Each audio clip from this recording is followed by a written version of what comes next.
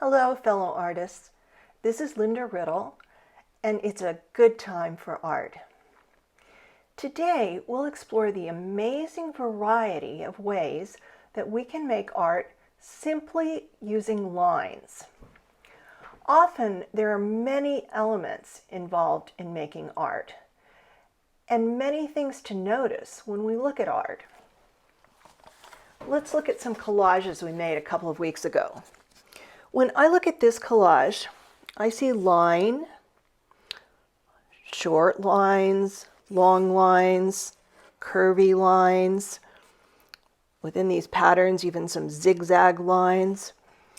I see shapes.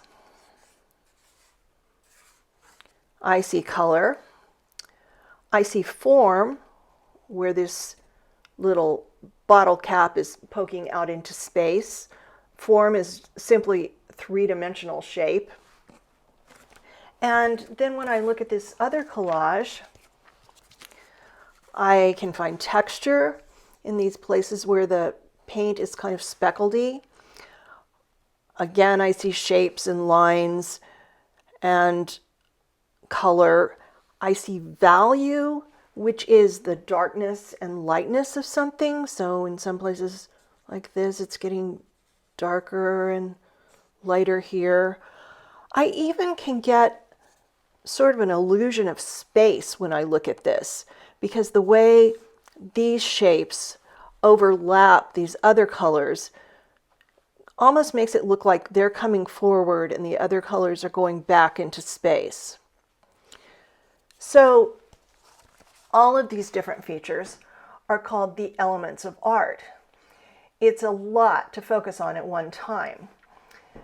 As an artist, I sometimes find it really fun and very helpful to isolate just one of these elements of art and focus on that.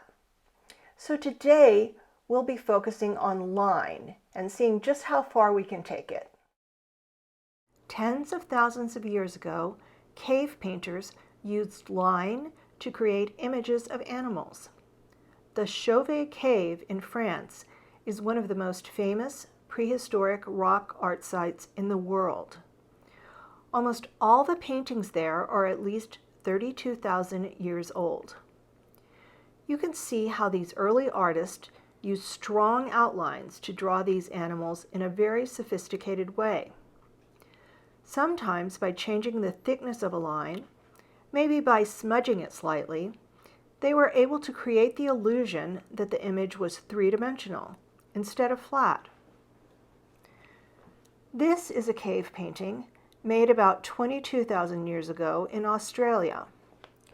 Line is used here in a different way, not just outlining the shape of the turtle, but also creating shapes and patterns within that outline. About 1,500 years ago, pottery was invented in prehistoric Japan. The earliest vessels were simple shapes with linear decoration that looked like rope impressions. The word jomon means rope patterned, and this era is called the Jomon period. As time passed, the line patterns became much more complicated. The top parts of the pots became fancier and fancier, eventually developing fantastic flame-like ornamentation.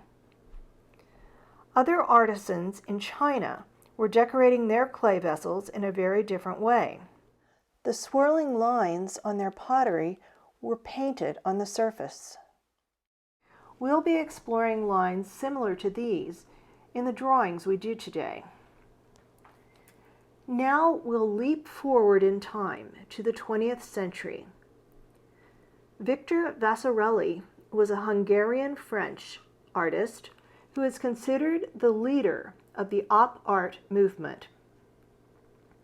Op art, short for optical art, is a style of visual art that uses optical illusions.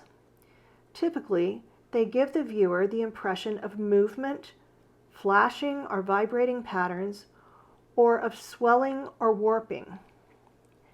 Bridget Riley is an English painter known for her op art paintings. Her works often create a feeling of movement. These paintings show how she used repeated curved line in different ways. Her paintings are quite large, and some people say they evoke the feeling of being seasick. Before we start on our own line exploration, I'd like to show you a drawing done in one of my classes by a 12-year-old many, many years ago. You might be looking at this and thinking, wow, that looks really complicated. And the end result is complicated.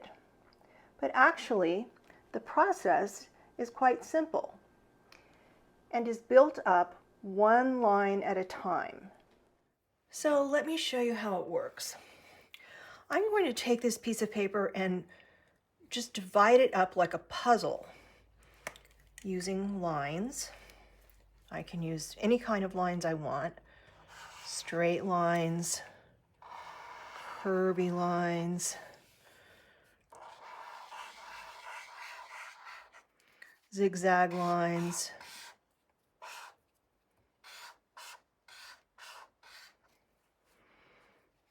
other straight lines.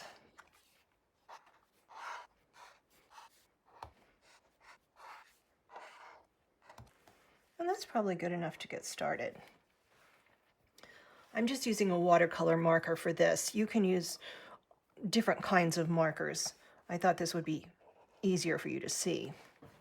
So inside each of these shapes, I'm going to try to figure out different kinds of lines I can put in there so that we just have a whole variety of lines. So maybe I'll just start with something really simple, like some straight vertical lines right here. Maybe on this one, I'll follow the edge of this triangular shape without bumping into anything.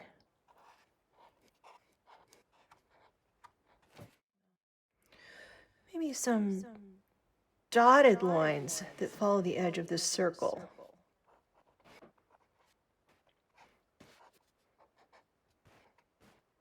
Each little mark is not going to necessarily be perfect, but by the time I finish this entire complicated design, believe me, you will not notice little imperfections.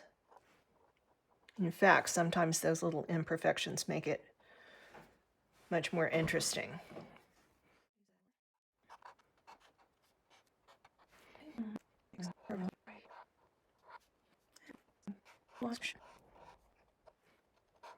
Simply by making a line go a different direction, even though it's a straight line, it looks different if it's diagonal or if it's horizontal or vertical.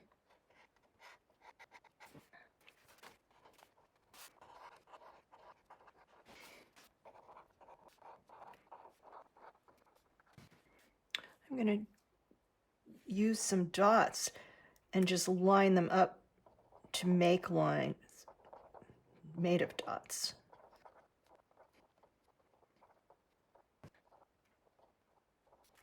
As you can see, it's starting to look really complicated, but nothing that I have done is actually difficult or complicated. I'm just going one little bit at a time.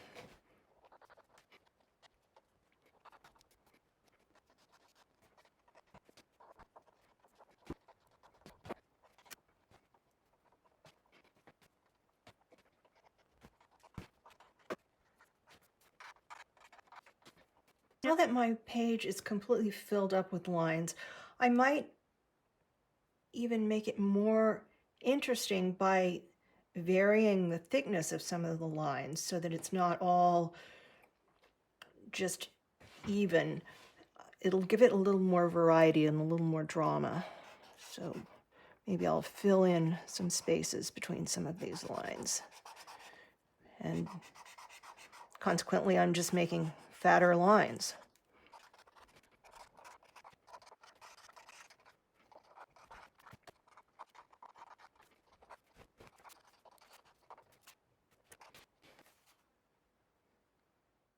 This is another fun little exercise or experiment you can do with line. I'm just going to make a curvy line in the middle of my page. Sometimes big curves, sometimes little. And then I'm going to start following this line with other lines. But one thing I'm going to do is when I get close to a curve, I'm going to go a little bit closer and then further away. So any inward curve there, I'm going to get a little bit closer.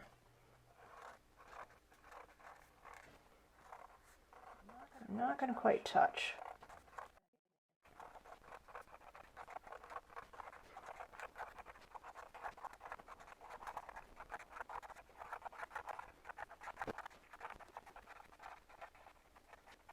Now I'm just going to flip it over and do the same thing on the other side. So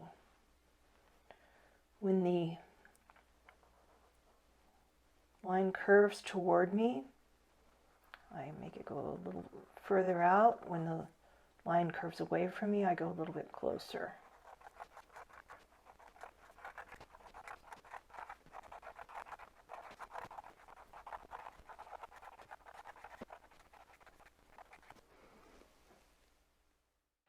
Another fun way to experiment with lines is to introduce some obstacles onto the page and then draw around them. I'll show you what I mean. I'm just going to make a lot of circles on this paper. They might be different sizes. They don't have to be perfect. And then I'm just going to start somewhere near the middle of the page and start drawing a straight line until I almost bump into an obstacle. And suppose I were riding my bike or driving a car. If I came to this big obstacle in the road, I wouldn't bump into it. I would just go around to the other side, pick up the road where I would have been, and keep on going straight. And that's exactly what we're going to do here. We'll go straight until something gets in our way.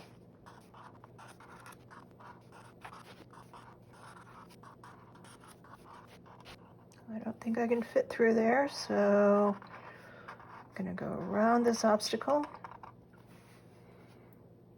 and then continue on until I come to this one. Remember, I said you don't have to be perfect. I did have a little collision right there, but by the time this is finished, I don't think that's going to be very obvious.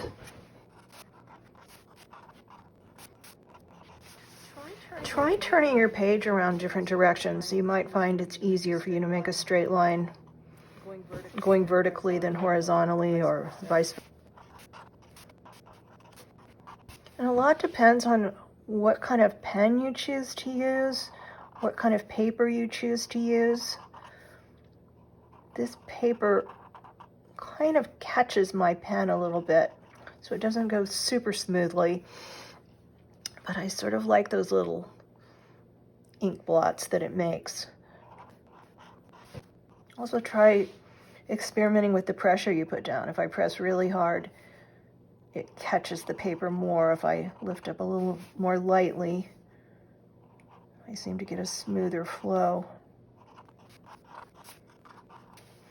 One thing I find when I'm doing these different line exercises is that I seem to gain more confidence as I go along. When you first start, your hand feels a little wobbly, your lines might be a little wobbly, but just repeating it again and again seems to help you gain more confidence.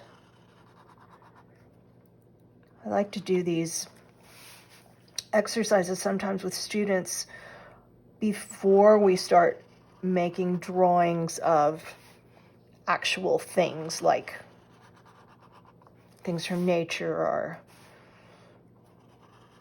pictures of people or bicycles or whatever, because it's nice to have that feeling of confidence in your hand. Now I could keep going with these lines until I completely go off the paper. I think I'll put one more here. What I could do is just keep going in these empty spaces and fill them up with lines, but I think I'm going to stop right there. Flip my paper, whoops, and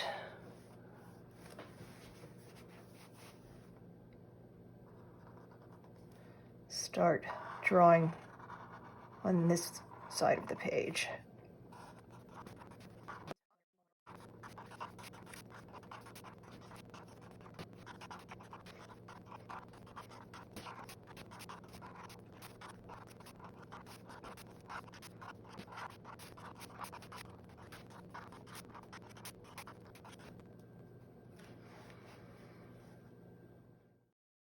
I'm going to show you an easy way to make some op art. I just have some index cards, and I'm just going to make lines go all the way across them.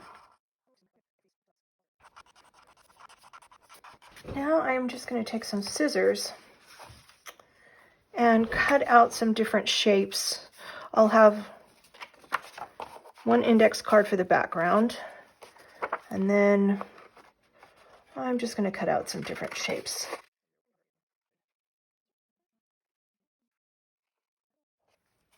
I'm just going to play around with these like a puzzle, and when I get them in a place where I think they look good, I'm going to just take a glue stick and glue them down. Here are some more examples of line explorations done by some of my former students. As you can see, they took the ideas even further than we did today. This student used concentric circles as obstacles to draw around. And this one used stars. This student approached his obstacles from two different directions, which created a more complicated design. Filling in some of the spaces between the lines helps hold this composition together. All of these examples were done by 10, 11, and 12-year-olds. If you are a younger artist, this kind of line composition will probably be more fun for you, especially if you work big, maybe even on your sidewalk.